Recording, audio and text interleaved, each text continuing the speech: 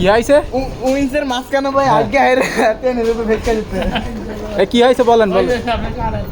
হ্যাঁ তুই দাঁত মাজিস না কে বেড়া? তুই দাঁত মাজিস না কে? তাই শুনেন আমার কথা শুনেন। বল। আরে দাঁত পাজা নাই কেউ জানা। উইন্সের দুই শেপের মাঝখানে ভাই আর জুট দা আগে টেনে রূপে ভেটকা মার।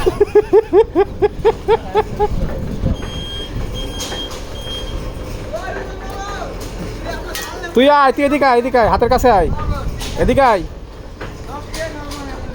তুই বিয়ে শাদি করে দাঁত মাজিস না কে? কোন অভ্যাস তোর? তোর দাঁত দেখি, এই যে তোর দাঁত দেখি, দাঁত দেখা। ওই দাঁত হ্যাঁ তুই বেটা দাঁত মাজিস না, এটা কোনো কথা হইল? হ্যাঁ না না আপনারা দেখাচ্ছে না। তুই দাঁত মাজিস না কে? দাঁত মাজিস না কে? তোর মামু হয় না?